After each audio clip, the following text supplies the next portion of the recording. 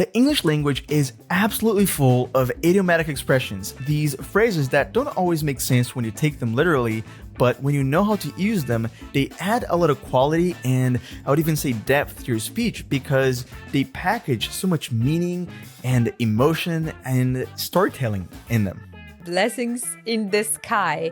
Do you know what a prima donna is? Now, learning these expressions is essential if you want to sound more natural and fluent. And today, that's exactly what we're going to do. We're going to explore a variety of different common idioms, their meaning, their correct pronunciation, origin, where they come from, and also we're going to teach you how to use them in real life conversations. So let's do this. Hey, Ksenia. So the other day I ran into this YouTube clip that I just thought it was hilarious. And I also thought it was great. It would be great to show it here on this podcast because it's a great way to show how idiomatic expressions can carry a lot of meaning in them and also how they can sometimes be mispronounced. So I have it here. Let's check it out. Okay. By the way, you also use the idiomatic expression here in the introduction, like run into. You ran into something, right? Yeah. What does it mean? Yeah, I didn't literally run into anything, right? I just happened to find it without exactly be looking for it. So I ran into it. But if you run into something physically, you're bumping into it. We'll have to meet up with my sister and then we'll have to find some parking. So for all intents and purposes, we should probably say... Wait, what? Huh? The phrase is for all intents and purposes. Intensive purposes. For all intent and purposes. That's the phrase. Oh my God. How ironic. No, it's not. How ironic. But yeah, intents and purposes, not intensive purposes. Even natives get that wrong. Actually, that guy is a native, right? There you go. And he said intensive because it does sound similar because of connected speech. Intensive, when it's all together and kind of like meshed up, it does sound the same. Do you know the meaning of that expression? I know, but I don't usually use it, so it will be difficult for me to bring an example right away. But it means in every practical way, or it's very close to this word virtually. So it's virtually something. And I think it's also important to just point to the words here for our listeners to understand where's the confusion here, because intensive is harsh, right? And intense, it's a totally different word. Intent is like a purpose or like a meaning of something, right? Like an intention, which sounds very similar. For all intents and purposes is like you were saying in practice, like in theory, something may not be true or the case, but in practice it is. Like for example, let's say you're working on a project, you're building something, and it may not be finished yet, but it's already ready to be released. It's not finished, but it's ready for release. So for all intents and purposes, this project isn't done, but it's ready for release. You could say that. It's basically what you're saying, like in practice. And then the guy said, "How ironic," when the other guy corrected him. And again, this is another example of misused word in this case. Yeah. Because it's not ironic. Right, but people misuse that word. Like, this is so ironic. What is that? That's not the easiest word to explain, but let's get back to irony. So irony is a situation that happens not the way you expect it to be, and there is some odd or humor. There is some odd situation or there is humor to it. Like for example, imagine there is a fire station, and the fire station itself was caught on fire. Right? So yeah, there is a bit of irony in it. Yeah, like it's supposed to do one thing, but the same thing catches fire. So yeah. Some people use sarcasm also, and that's irony too. Like when you speak sarcastically, can you give one example of something sarcastic that one could say? When I think of the word sarcastic, I can think of some sarcastic comments. Like, for example, the person did something awkwardly, and you may say, "Oh, you're a master of doing this." I don't know. That's sarcasm because everybody saw how like the person failed, for example. But you kind of make it sound sarcastic when you praise the person for doing a great job with something. Yeah, you say like the opposite. Like Chandler from Friends is known for his sarcastic comments, right? So Ross plays keyboard and it's just horrendous. It's terrible playing. And then Chandler will say something like, "Oh, that was amazing. That was bitchin'." I remember he said that. Bitchin' is kind of cool, right? It's slang for cool. So anyway, these are common mix-ups, right? Even natives make these mistakes. A nice word, a mix-up, right? It's a confusion, right? I think it's another great idiomatic expression. Yeah, it is. It's a phrasal verb too, right? Like if you mix things up, you confuse them. So these are common confusions, common mistakes that even natives make. And it's because the pronunciation or the more confusing meaning, like ironic, it's kind of subjective, not very concrete. That's exactly why the English language can be tricky sometimes, but we're here to practice and to go through to explore a lot of these expressions today. So for all of you guys watching us on YouTube, or if you're on Spotify or Apple Podcasts, you should know that the best way, the most complete way for you to actually watch this lesson is on the RealLife app, because it's where we give you a full interactive transcript of the lessons, and the app saves all the most advanced expressions that you're learning so you can actually internalize them forever and use them later in real conversations. So if you want to unlock this lesson for free, the full complete lesson with all these resources for free, if it's your first one, you can click the link in the description below and we'll continue watching this lesson over there. So I'll see you there. All right, Ksenia. So we just went through an expression that's more like mispronounced. And I have some other ones here that I wanted to show you to see what you think. Now, have you watched the show Modern Family? Just a couple of episodes, probably, not the whole series. Okay, so you know the character Gloria? Yeah, I know her. All right, so there's a scene that she mispronounces a few expressions. It's kind of funny, it's not mocking her in a way that's humiliating her. It's just funny because she owns it, she owns the mistakes, and it's not a huge deal, right? But it can be funny too. So I have the clip here. Check it out. Tiny little mistakes you might want to take a look at. Like what? Just little mispronunciations. Like, for example, last night you said, we live in a dog-eat-dog world. So? Well, it's dog-eat-dog world. But that doesn't make any sense. Who wants to live in a world where dogs eat each other? Dog-eat-dog world is a beautiful world full of little puppies. Yeah, that's funny. That's exactly. It's not only a mispronunciation, it's also like misunderstanding of the whole phrase. That's exactly it. It's not some beautiful, nice world, right? Dog eat dog world. It's exactly that. It's dog eat dog, like high competition. Yeah, tension. Yeah, exactly. But she is mispronouncing it though, right? Because it's very small, but it's not dog eat dog. Is dog eat dog. So it's dog eat dog. There's this very small pause there. A glottal stop. You could even say like a dog eat dog. Not dog eat dog. Exactly. Dog eat dog sounds like a puppy, right? Like a small dog. And so that's the meaning of it. It's like when you have competition, it's like a dog eat dog world. And she goes on to say something else, another expression here that she mispronounces in the scene. Check it out. What else do I say wrong? Well, it's not blessings in disguise. It's blessings in disguise. What else? Blessings in the sky. I see where she could get confused. Blessing, it's something that can come from the sky, like from God, right? But this is blessing in disguise, a benefit that is not easily seen at the very beginning, but then it turns out to be an advantage. So can you give me an example? Okay, it's like losing that job was a blessing in disguise for her. Yeah, she found a better one, or I don't know, she started her own business. That she actually wanted, but she was afraid of, right? So it was blessing in disguise. Nice. So I saw this comment too that I thought it was funny, this YouTube comment where this person said, until about a couple weeks ago, I thought prima donna was pre-Madonna. The singer prima donna. Someone coming before Madonna. Do you know what a prima donna is? If I remember well, prima donna is the leading singer in opera, something like that.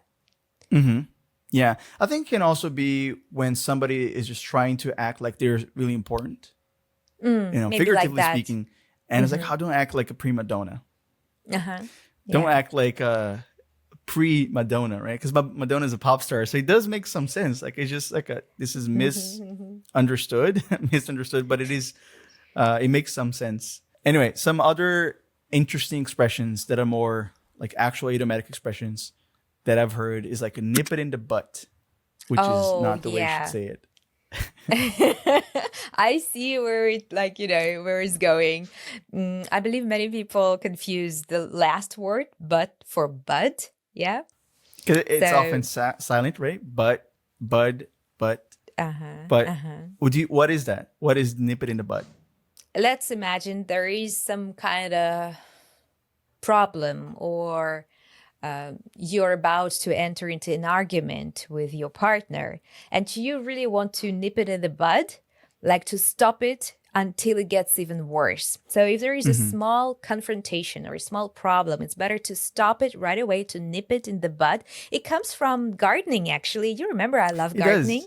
Yeah. When you cut those younger branches, you nip it. You actually nip the bud. Bud is like this undeveloped leaf or flower on a tree. Exactly. I hear it often also referring to diseases and health. Like if you start feeling ill a little bit, you can just nip it in the bud and already go to the doctor and start taking the medication necessary to recover before you get more seriously ill. So another expression that even natives also get it wrong a lot of times is I couldn't care less. Most people say I could care less. But literally, I could care less is like I care a bit still, but that's not what you want to say. Like you want to say like you don't care at all. So I couldn't care less. Have you also heard this one, scapegoat? Owen said like is scapegoat. Oh, scapegoat. Again, this like it can be misunderstood like that. Because of the word like scape, which is not very common in this idiom, right? Yeah, it's spelled without the E, right? Just scapegoat. And it's altogether a single word. Do you know the meaning of that? The person that suffers for somebody else, something like that. Yeah. Like in a situation, like somebody has to suffer to actually solve the problem. So they're going to sacrifice themselves, you could even say, for the situation. And the problem with this is like a scapegoat sounds like maybe, going to rob a bank and you're going to escape mounting like by riding a goat. That's, a scapegoat. Yeah. Another one that comes to mind is, have you heard moot point, but people say mute point? Oh no, moot point, mute point? No, I don't know this one. What does it mean? First of all, how do you spell that? It's M-O-O-T, moot Okay, point. moot. Yeah, let's say you're discussing something with somebody. Suddenly you realize that that's irrelevant. What you're saying, what you're discussing doesn't even need to be discussed. So it's just a moot point that somebody's making. Let's say you go to a restaurant with a friend and you're looking at the different options on the menu and there's all these options with shrimp. But then you realized, oh, you know what? Like you're allergic to shrimp. This is a moot point. Like whether or not this one is better or this other one doesn't matter. You're allergic to shrimp. This is a moot point. But you should say moot, not mute. A mute point, that doesn't make any sense. It's nothing. And Joey from Friends, there's a scene where he gets it wrong as well. He says this he says moo point. Moo point. Moo point. It says it's like a cow's opinion. It's moo. It doesn't matter. It's irrelevant. That's not what the expression is. But that probably happens. He misheard it because it's a silent T, right? It's sort of silent. It's a stop T. Moot. Have you ever heard also somebody say to make a 360-degree turn? To make a U-turn, right? A U-turn is better, right? That's a 180, right? Because you're going the other side. So you stop and you go the other direction. But 360 is a full circle. Full circle. To So, go full circle. No, I mean, 360 is incorrect. Because if you say, I'm going to make a 360-degree turn, you're not turning at all. You're just going the same direction. You make a full twist and then you continue going the same direction. It's not a turn.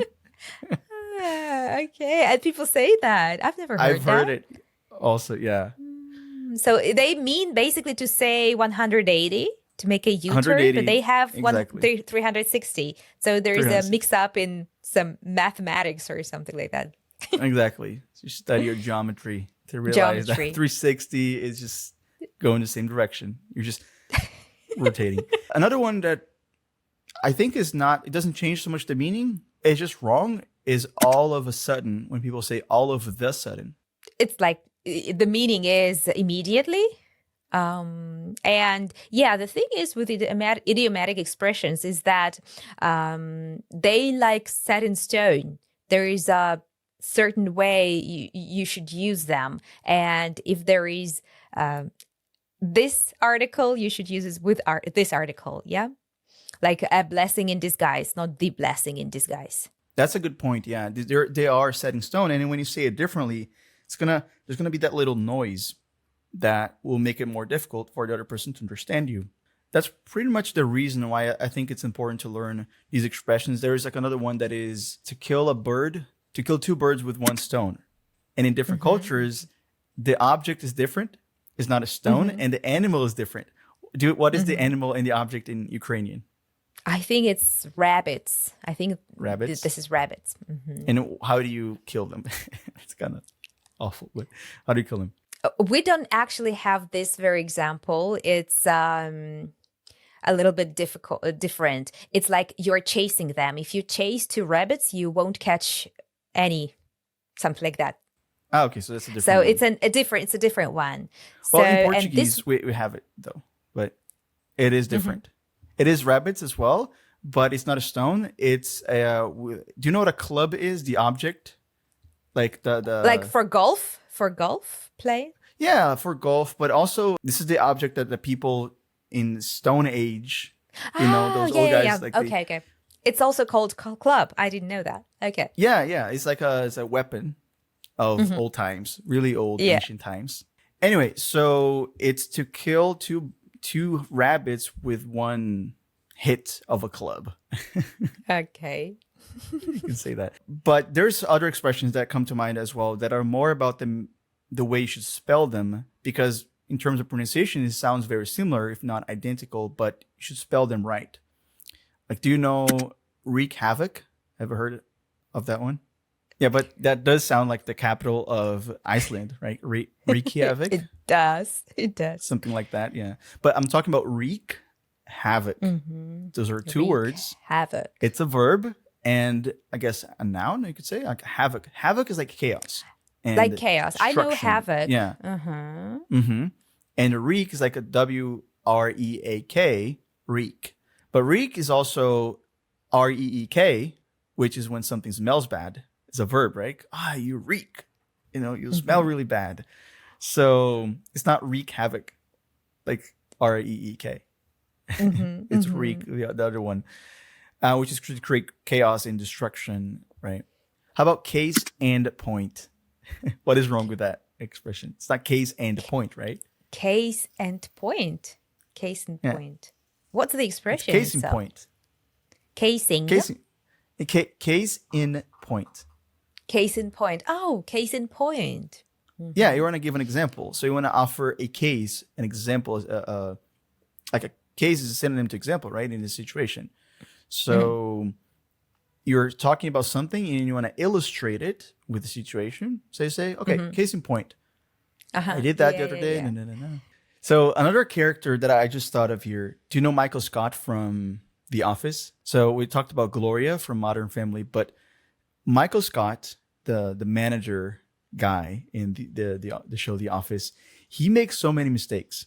And he's supposed to be this dumb character, in the way he thinks and in the way he speaks, but it's just hilarious. And he's not dumb. He is smart, but in his own way, but he does make so many mistakes.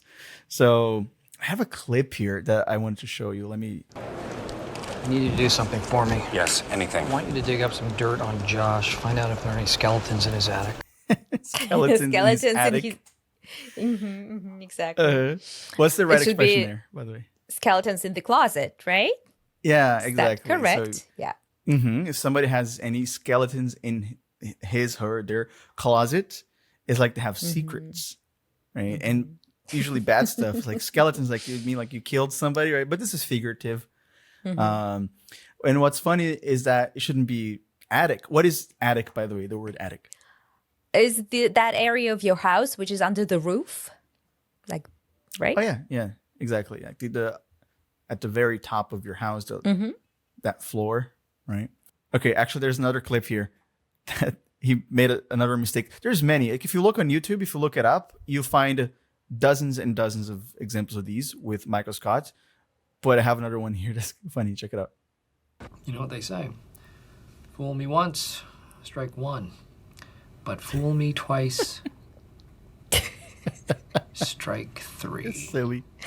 It's so silly, but I don't know the actual phrase. Please teach me.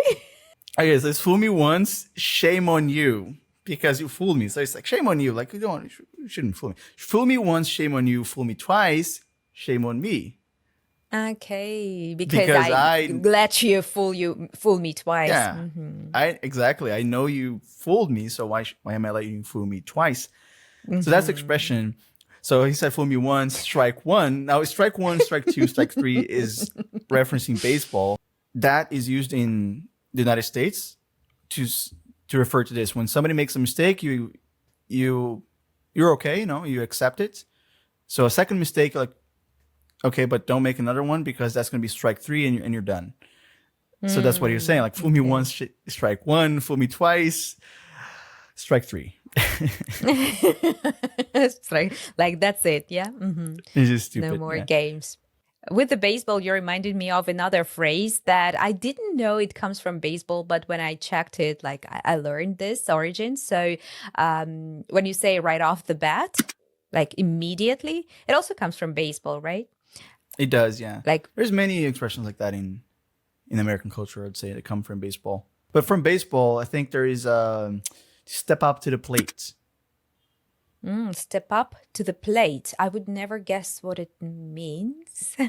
When you are going to be the person who will bat the ball, you step up to the plate. So you face a challenging situation and you just, you courageously face it. And the plate is not a literal plate where you eat food in. It's that area right in front of the person who's batting. How about throwing a curveball? Ever heard this one? Throwing in a towel comes from boxing, means to give up, but throwing in a curved ball? No. So if you throw a curveball at somebody, like in a context where you're asking somebody questions, if you ask them a very difficult question, it's kind of tricky, for them to answer. That's a curveball in that situation. Today, you threw many curveballs. You mean like today you asked so many difficult questions I wasn't able to answer. But you're really great at this with all of your expertise and experience teaching with media, teaching different expressions. And you do such a tremendous job with our lessons on Learn English TV channel. These days you are leading that channel with amazing lessons like one that I have recently watched from you with the Hunchback of Notre Dame. That's a lesson that we will publish soon. And the storytelling, and it was just beautiful. And our fans really like it too. In fact, I have a message from one of our fans.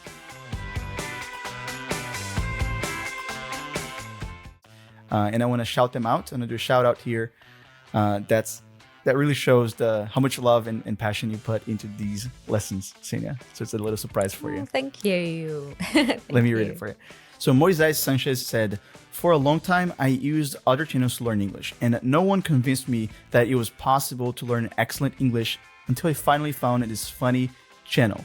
The truth is that with each new video I watch, I'm left speechless. It is true that every time I see a new video, its quality is flawless. Without a doubt, I am diving into one of my great dreams, which is to speak English fluently. And I should not end this comment without thanking the person who makes this possible, Miss Xenia. Thank you for your help and your beautiful voice. May God bless you." Oh, thank you so much. That was so nice. So sweet of you. Both the viewer, our student, thank you so much. And Easy, thank you for bringing that. Yeah. What a surprise. And they said they're left speechless with your lessons. Speechless. What a nice word. Exactly. It's when you can't express your thoughts. You ran out of words, or you're lacking words, actually, right? So you're speechless, left speechless. Nice, yeah.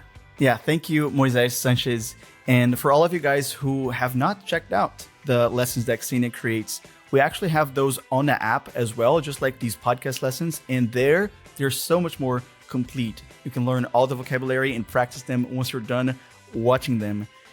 And Ksenia actually curates these scenes and you explain each new vocabulary, and it's all done manually. A lot of these days you have a lot of these AI tools that teach you in a way that's kind of cold, in a way, and you don't really feel that there is passion and meaning in what's being created there. But Ksenia puts a lot of love and passion and story into her lessons. So it's really amazing, and you can get the complete lessons on the RealLife app and watch over there, practice your English over there. So again, the link is in the description, so you can check out the RealLife app. All right, so to close this lesson, Ksenia, I want to play a little bit of a game with you, also related to expressions.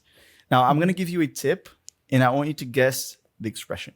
Ooh, that would be difficult, but let's try it. Let's try it. So this one has the word jump in it, and it's when you decide to follow a fan base and to just start following something that a trend. Oh, What is that? I know what you're talking about. Let me remember it now. Jump. This. Give me a sec. Bandwagon. Jump on a bandwagon. On Jump the on the last bandwagon. On the band. Yeah, jump on a bandwagon. What is that? I mean, it's what I just said, right? But it's when you follow a trend. But how would you use that in a real situation? So, for example, let's say this. My kid just jumped on a bandwagon and started following Korean pop stars. Let's say. K-pop, yeah. It's K-pop. really big these days. All right, so this one is kind of hard for me. It's kind of a curveball that I set up for myself here because I don't want to give it away, right? I don't want to just tell you what it is with a tip.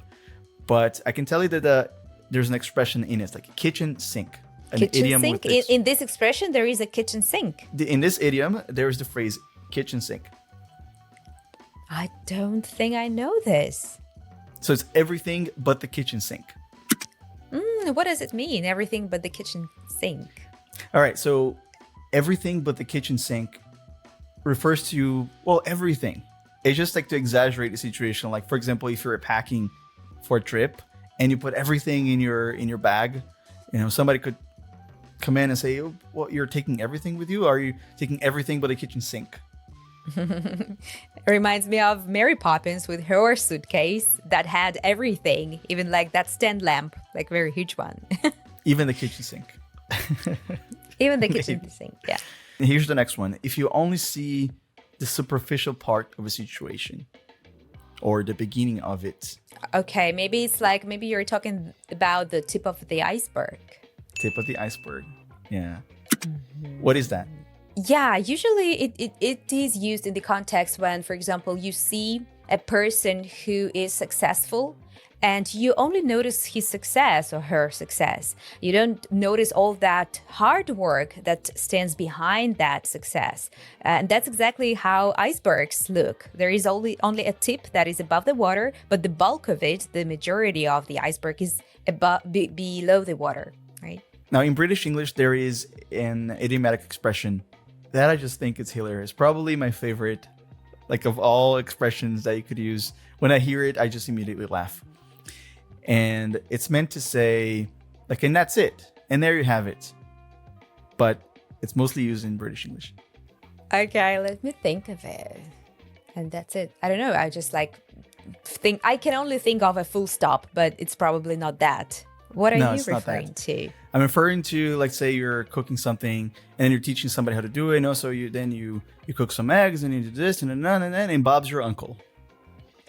No, never heard that. Bob's your Bob. uncle?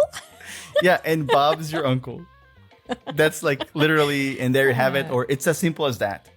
And Bob's your uncle. And Bob's your uncle. Uh-huh. Yeah. Now I looked it up. Like I actually, there's a meaning to it, right? Because it's kind of random. What do people mean? Okay, this is actually a theory. I don't know if it's true, but it says that the Prime Minister of Britain, of the United Kingdom, Robert Bob Cecil, I don't know how to pronounce that. He appointed his nephew, Arthur Balfour, to a prominent position in the 1880s, so a long time ago. And that sparked accusations of favoritism. So people were saying, I know, just chose him because he was, it's your uncle. And then they started jokingly saying, Bob's your uncle, to imply an easy or guaranteed success. So if you do something and then you want to end that sentence by saying, and if you do that, you'll be successful. It's easy. Say, no, no, no, no, no, and Bob's your uncle. And you got it. Okay, awesome. Nice, I love that. And Bob's your uncle. And it will get easier, right? Or it will be easier for you. Nice. Next one, to start, let's say you want to start a project. And when you finally do, that very beginning, when you something running. Hit the ball running. Get the ball running. Hit the ground Hit the road. Hit the ground running. Hit the ground running, yes. There are all those expressions with the balls as well. Hit the ground running. Okay. So this one is related to food, actually related to bread. Okay. It's not literal, right? It's figurative, but it does have the word bread in it. Sliced bread, because there are a couple of examples. You just mentioned today the hunchback lesson. So there is put bread on the table. There is another idiom, but sliced bread, if you are referring to sliced bread, so there is nothing better than this. No. Yeah, nothing better than the sliced bread. But it sounded differently. Let me try to remember how it sounded. Yeah, it's close, but it's not exactly that. Yeah. Best since the sliced bread. Yes, like this is the best thing since sliced bread. Best thing since the best thing since sliced bread. What is that? So they invented sliced bread, and everybody found it so convenient. So when you describe something as best thing since that thing came around, since sliced bread came around, so this is the best thing after that. Yeah, and it's not literal, right? Like, I think there were better inventions. Yeah. It's funny too. It's the best thing since sliced bread. This one is related to a person being just ignorant or not paying attention in a situation. Okay. So they're not home. Oh, that reminds me of another lesson I did with The Lion King. Is that coming from that song? The lights are on, but nobody's home, right? Exactly. Lights are on. And what does lights are on mean here? Because literally it's like the lights at your house, but in this case, what is it? In this case, like when you are in a conversation, so you're looking at a person and the lights, maybe it refers to your eyes, like your eyes are open and you are like, it seems like you're listening, but you're not. Nobody's But home. you're not Like there, you are right? not thinking. Yeah. That's another one that if you just think about a situation, literally, or about a house, like it makes sense. Like a light, if there's a house with the lights on, you'd think there's somebody there, but there's nobody there. So lights are on, but nobody's home. Okay, I have a last one that is related to dogs, and dogs actually looking the wrong place. I think, are you referring to this idiom? I think it's, you are barking at the wrong tree. Barking up the wrong tree. So, for example, in a situation, let's imagine our kitchen.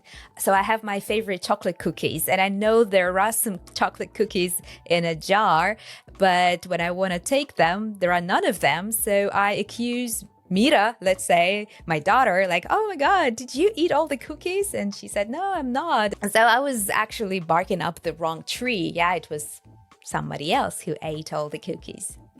And Izzy, you reminded me. So the last one, you prepared this beautiful game. Thank you so much. I'm a fan of language games.